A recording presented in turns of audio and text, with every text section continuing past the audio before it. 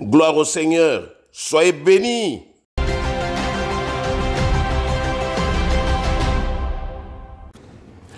Beaucoup abandonnent l'Église, non pas parce qu'ils ne croient plus en Dieu, mais parce qu'ils ont été blessés par des hommes.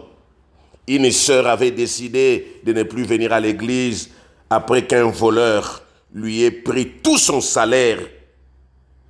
La peur l'a paralysée au point qu'elle a voulu abandonner la foi. Elle ne venait même presque plus parce que son salaire qui se retrouvait dans les sacs a été soustrait. Mais ce qu'elle ignorait, c'est que l'église n'est pas un endroit rempli d'anges parfaits. L'église n'est pas un endroit rempli des 3 fois saints. L'église n'est pas un endroit rempli d'anges parfaits, mais une maison de transformation où Dieu façonne des malades spirituels. Oh, je ne viendrai pas à l'église parce que il y a quelqu'un qui a volé mon sac. Je ne viendrai plus à l'église parce que j'ai vu cette femme-là qui parle trop au quartier. Oh, or elle priait ici. Je ne viendrai plus à l'église parce que mon professeur méchant, or il priait ici.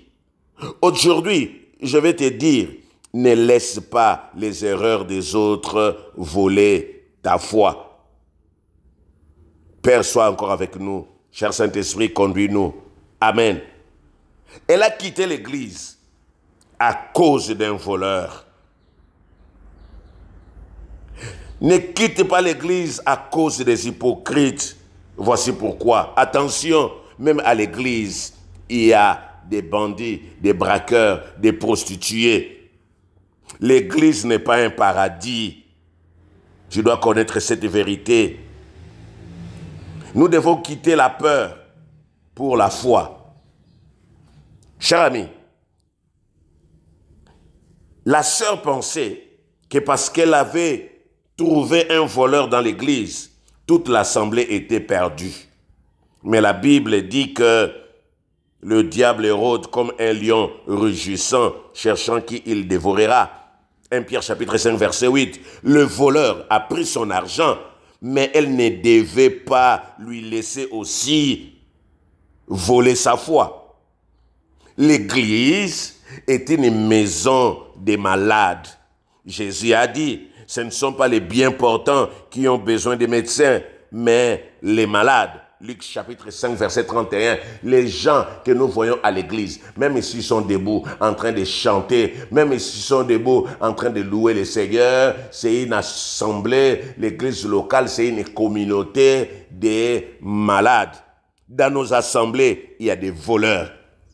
Il y a des colériques, il y a des menteurs, il y a des adultères, il y a des méchants, il y a ceux qui pratiquent la magie, ceux qui pratiquent encore la sorcellerie. Mais aussi, il y a des personnes en convalescence. C'est-à-dire, il y a des malades très graves, des malades graves, des malades qui guérissent progressivement. Il y a même des convalescents. Il y a même ceux qui sont en chemin pour quitter l'hôpital. Chacun est dans un processus de transformation. Voilà pourquoi nous devons seulement veiller et ne pas abandonner. Nous devons être prudents. Quand je viens à l'église avec mon sac, je dois bien garder mon sac pour ne pas permettre aux voleurs de mettre la main. Parce que de la même manière que lui, il continue à voler, moi aussi, je suis encore dans la méchanceté, peut-être dans la colère, peut-être dans le courroux. Donc, je n'ai pas le droit de condamner le voleur.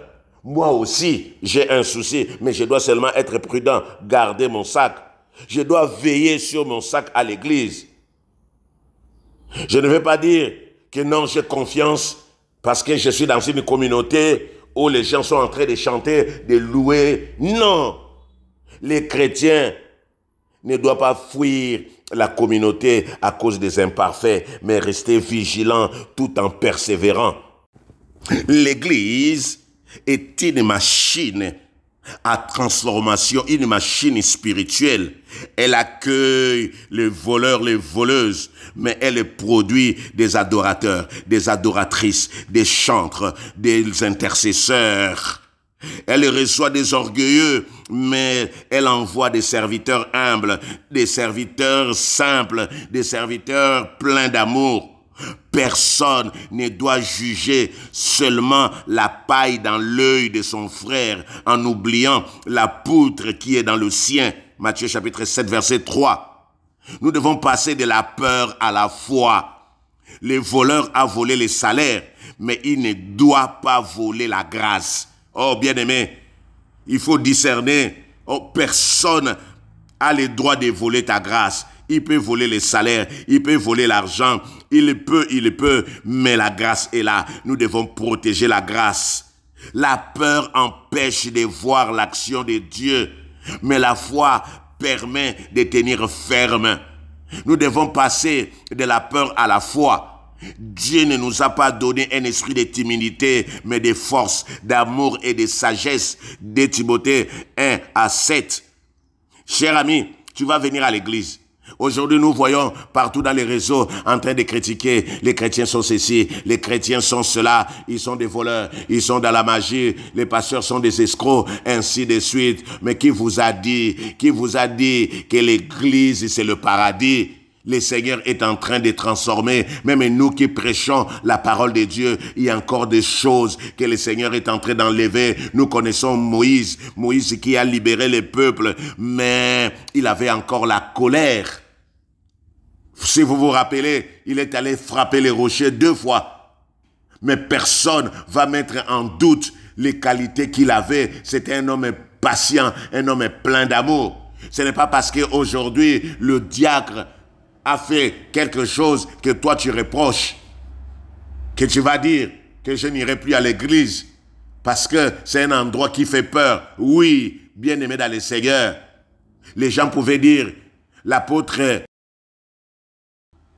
a régné Jésus. Ça ne sert à rien d'aller à l'église. Mais pendant que l'apôtre Paul régnait Jésus, Jésus-Christ voyait toujours la tête de l'église, les leaders puissants qui allaient amener beaucoup de gens dans la conversion. Je demande à quelqu'un qui veut abandonner l'église locale, qui veut abandonner la foi à cause de la peur des blessures infligées par des hommes. Oh bien-aimé, n'abandonne pas. Tu ne dois pas laisser la peur te voler ta foi. Sache que les voleurs d'aujourd'hui, la personne qui a volé dans le sac de cette femme, demain, elle va s'élever pour témoigner comment est-ce que Dieu l'a transformée. Hier, elle pouvait voler, mais aujourd'hui, elle peut vider le royaume de Dieu, transporter les pécheurs dans le royaume du Père. Ne fuis pas parce que tu as rencontré un hypocrite.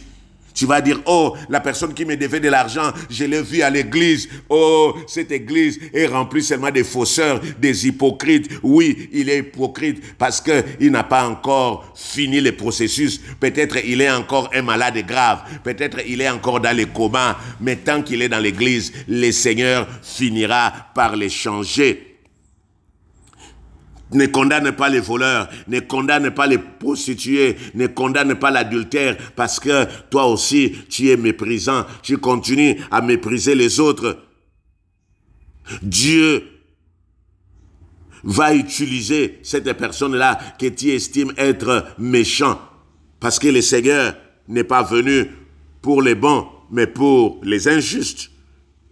Bien-aimé, si tu n'as rien retenu, écoute, Jésus-Christ te parle aujourd'hui. Tu dois quitter la peur. Parce que c'est la peur qui te bloque.